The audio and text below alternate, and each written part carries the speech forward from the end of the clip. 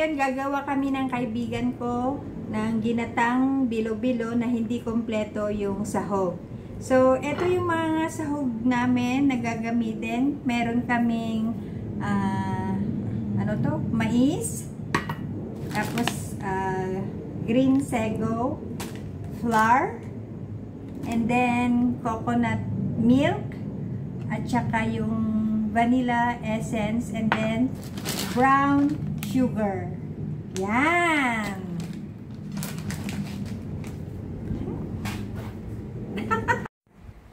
Yan, ready!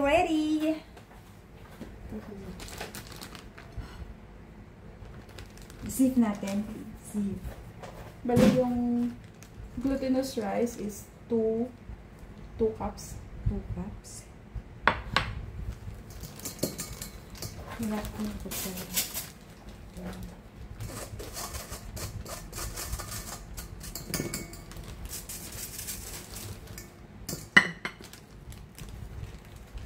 Add natin ng rice flour.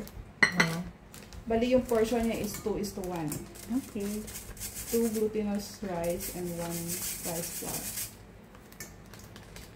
Kailangan talaga may sukat-sukat pa.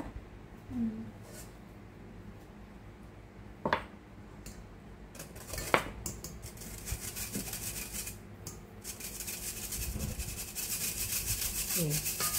Yan. Mix na. And then, Mix mo what ng else? water. With water? Lagyan ng water? Okay. Isusukatin pa natin. Huwag, tansyahin mo na lang.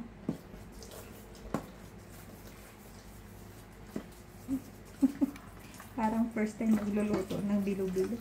Wait,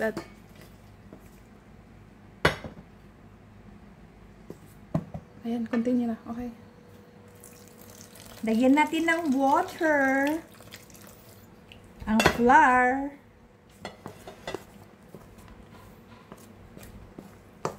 Ay, sorry.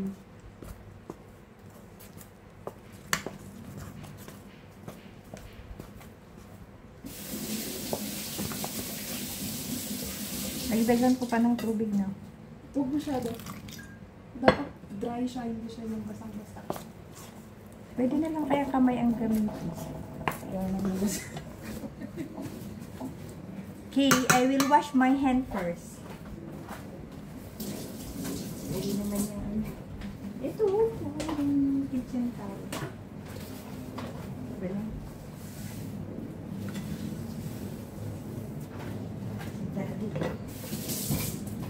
Tapos, kamayin ko na. Naghugas ako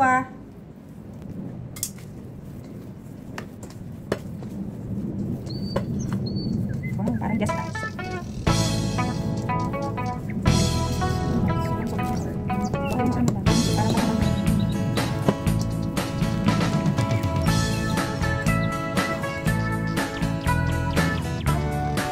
Masa-masa. Masa-masain.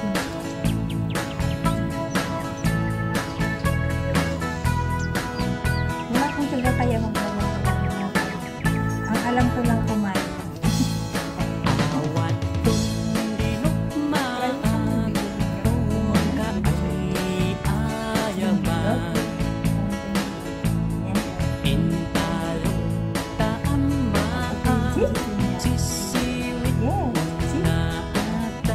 Kasi pag nag-crack yan, ibig sabihin dry. Pag hindi naman siya nabubuo ng tubigo, It's not watery, it's not dry, just nice.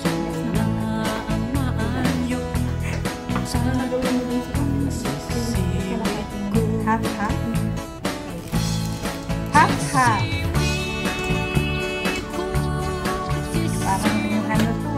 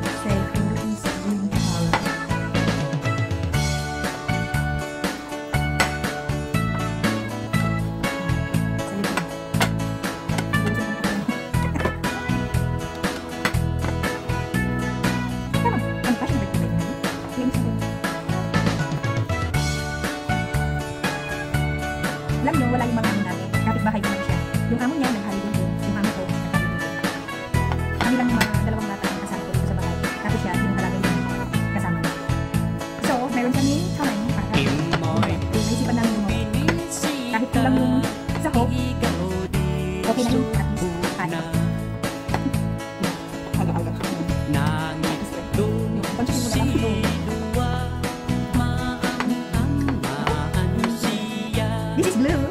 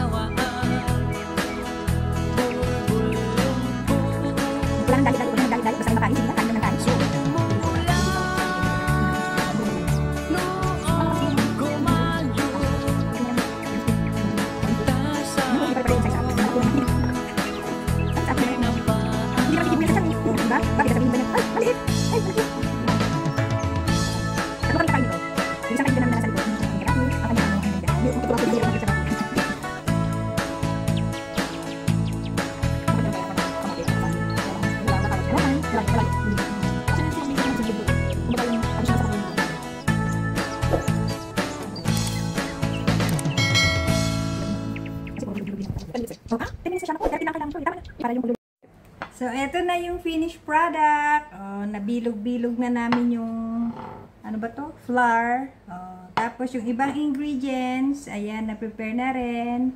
Ang dami, oh. Oh, ito yung mais.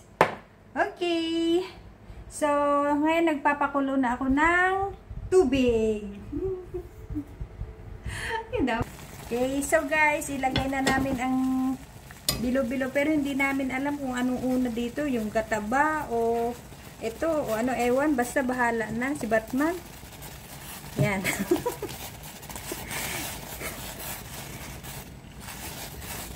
Wala, nagdikit-dikit. Isa-isahin mo. Wala, nagdikit-dikit. Ano pala yun? Yan. Green. Next is the blue one. Isa-isahin mo lang kasi. Isa-isa lang daw. Hinango mo naman kasi lahat. Eh, gusto ko sabay-sabay na eh. Yan. Di ba madali lang tumaluto? Pag lumitaw na, ay, palitaw pala yung lumitaw, pag lilitaw. Lulubog, lilitaw ang buwan. Ay, hindi pala to buwan. Bilo-bilo pala.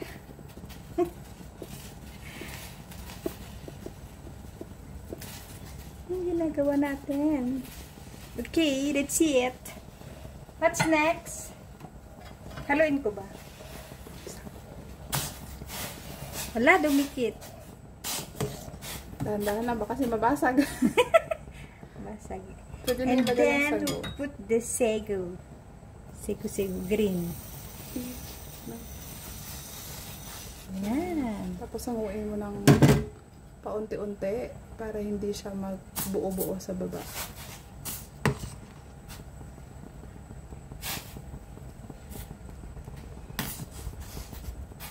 Ano ba itong ginagawa natin?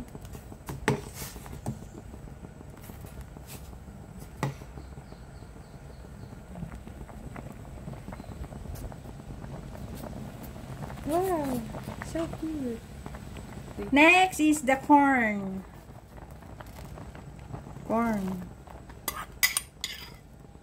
Parang kulang yung aming casserole. Liit. Wow! Ay, hindi tama lang pala. So nice. Ano guys, yan. Ayan, nag-crystallize na yung sago. It means half na siya. So, pwede mo na siyang timplahan ng asukal. Tapos yung unang gata. Asukal. Then we put sugar. Brown sugar. Ilang spoon. Ayoko nang ayoko nang matamis. Okay. Yan, lower down lang yung heat. Tapos, i-mix yung sugar hanggang sa mag-translucent. Tsaka lagay yung gata. Unang gata. Hindi ba masabaw? Ay, tama lang ata. Bawasan natin ng sabaw. Wag na. Ano yan? Try mo kung okay sa'yo yung tamis. Isip ko yun. Lagay yung gata. Sarap. Lagay yung unang gata hanggang sa maluto na yung sago.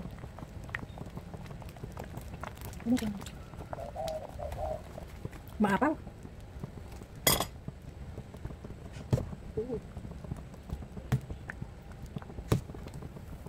Sarap.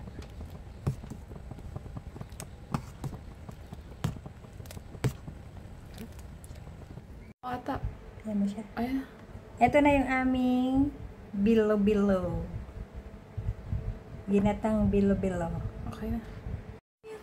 Yan! Kakain na. Let's try.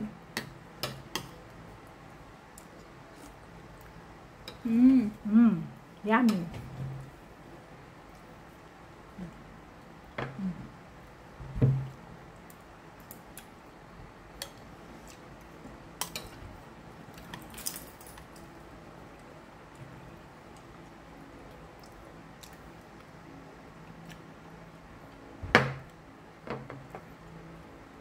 Kahit wala na siya ng ano.